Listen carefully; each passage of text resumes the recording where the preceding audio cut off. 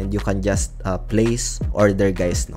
And you can receive dito ng Pi. Gamit lamang dito less than 1 USDT. I guess today pag-usapan lang natin dito yung P2P trading. Marami ditong mga nagtatanong as well as kung paano dito mag-work. Didiscuss natin dito guys yung pag-ingat sa mga scammers, no? Paano gamitin ng tama itong OKX P2P kasi may mga nagtatanong dito and other ideas guys, no. So this is only an awareness. And ano nga ba yung P2P na tinatawag? And ito ay pag-uusapan natin today. Common P2P scams na dapat iwasan as well as yung tips para safe ang P2P trading mo, yung OKX P2P features, tapos pinaka overall reminder guys, no. So pag-uusapan natin yan. Discuss natin dito guys ng pahapyaw itong P2P trading tab. Pero bago tayo dito magsimula, kung hindi nyo pa na-like itong video na ito, please like this video first, subscribe nyo yung YouTube channel natin, turn on the bell icon para ma-notify kayo dito sa mga updates natin na ginagawa sa ating YouTube channel guys, no. So ito nga pag-uusapan natin itong P2P trading, no. So makikita ito sa My Buy Crypto. If gamit mo itong website dito, gamit yung browser or gamit yung desktop web browser, laptop, and pwede mo itong puntahan, no. Sa cellphone naman, if pupunta ka sa home tab, makikita mo yung pinaka P2P trading guys, no. So halos ganun lang naman yung pinaka executions dito and process guys, no. So dito meron lang option ng express, ayan. And like for example, P2P trading ka naman pumunta, pwede ka dito mag-sort, no. Like for example, 100 PHP lang. Ayan. So meron dito, makaka-receive ka ng USDT, no. So ito 56, 59, ayan. So dito guys, like for example, si Pi, no. So you can just select dito, like for example, 56 lang. Ayan. So makaka-transact ka dito nung Pi, no. And then select payment method mo lang. Like for example, PayMaya, GoTime, merong GCash. So like for example, ito. Select add mo lang and lalabas na itong mga to guys, no. Please be mindful lang dito guys na maraming mga scammers din sa P2P, no. So pag-uusapan natin yan. Ano nga ba yung P2P? So yung P2P is ito yung tinatawag na peer-to-peer, no. So direct kang bumibili o nagbebenta ng crypto. Like for example, yung Pi, gusto mong bumili, gusto mong ibenta, ay meron namang option doon guys, no. BTC as well, gamit yung mga e-wallets na GCash, like bank transfers, etc., no. So sa OKX may built-in na P2P platform, kaya secure tapos regulated, no. So dito guys, ano nga ba yung mga common P2P scams na dapat iwasan? So if maka-encounter kayo dito, like for example, yung fake payment screenshot, no. May mga nagsisend ng fake proof of payment para ma-release mo kagad ang crypto. So I highly suggest na i-confirm mo muna sa mismong application or wallet mo if nag-reflect na, no. So wag mong i-send or i-re-release if hindi mo pa na-confirm kasi naka-scroll naman yung pinaka-transactions mo dyan. And meron ding tinatawag na chargeback o reversal scam. After mo na ma-release ang crypto, i-refund or i-charge back yung payment, no. So wag na wag kayong mag-deal guys outside the OKX chat, no. Iwasan yung mga suspicious na instructions. Mag-transact sa mismong application ni OKX, so para maiwasan yung mga ganong scenario, yung chargeback or reversal scam, no. So, meron ding tinatawag na off-platform transactions.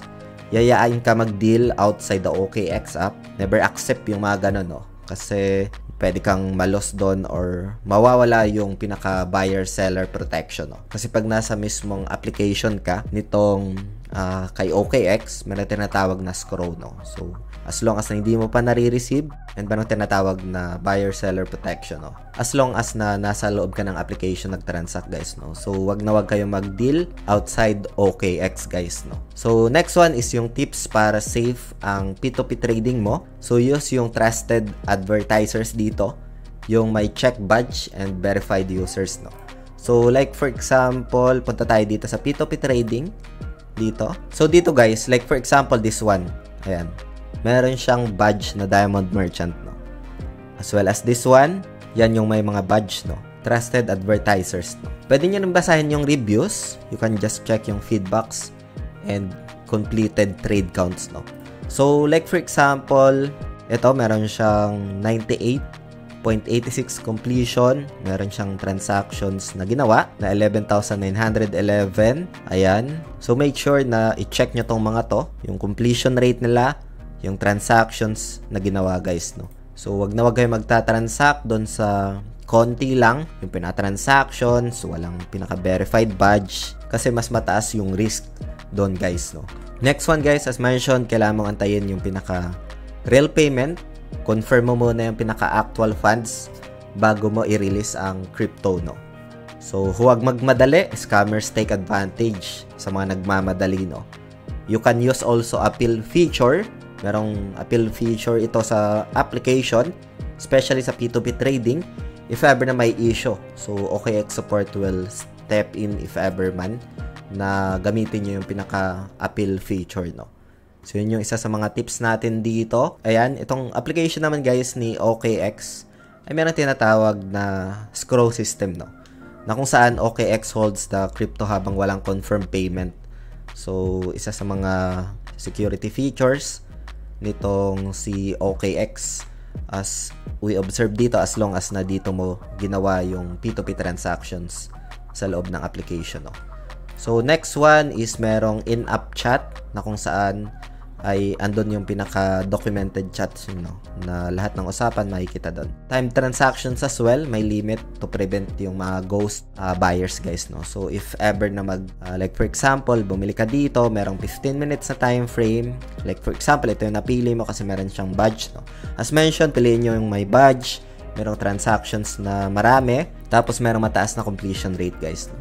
And after that, you can just proceed naman. Malaking bagay din guys yung pinaka-user ratings, no, na kung saan if ever man na makita mo kagad yung ratings niya, meaning legit yung pinaka-advertisers or pinaka-merchant na yun guys. Like for example, this one 98.8, this one 98.86, meron siyang badge, marami siyang transactions.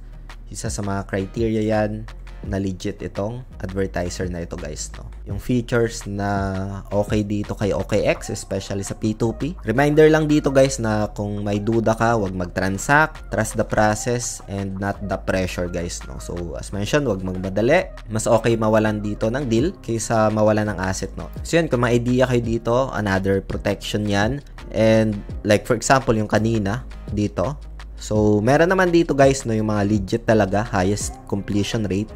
Like for example, this one, meron na siyang badge, super merchant, and then meron siyang 2,420 transactions, meron siyang 99.67 completion dito, and then meron siyang 99.55% na rating, no.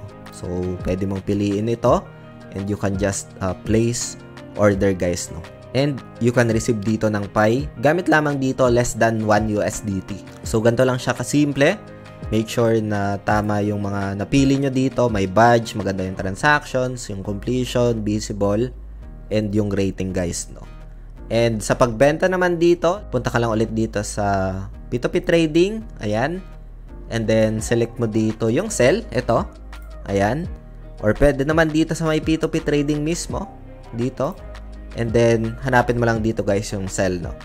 And then, like for example, USDT, ibebenta mo. Kailangan naka-USDT ka na dito, no, para ma-detect. And then, like for example, 500 in PHP. Ayan. Mag-load lang siya dito. And, eto guys, no, yung may mga badge, piliin nyo ito. Yan yung isa sa mga criteria ko dito sa end ko. Sa Express. Like for example, punta lang dito sa may sell. And then, for example, sabihin na lang natin na 8 USDT worth 447. And then, select receiving method. Hanapin mo lang dito. Like, for example, papunta sa GCash mo. And then, select an add. And then, hanap ka lang dito ng may badge. Ito, like, for example. And then, place order, guys. So, ganun lang siya dito, guys, kasimple. Hope you get some insights doon sa mga binigay natin na awareness sa P2P trading. Make sure na i-double check yung pinaka-details, yung pinaka-payment exact amount before i-release. And kung sakali man na mayroong mga discrepancies, you can just use yung pinaka-appeal feature sa application guys, no. So, yun. Kung meron pa kayong mga questions, feel free to comment lang sa comment section ng video na ito. Maraming salamat ulit sa panunood. Ingat tayong lahat. Peace out. Bye for now.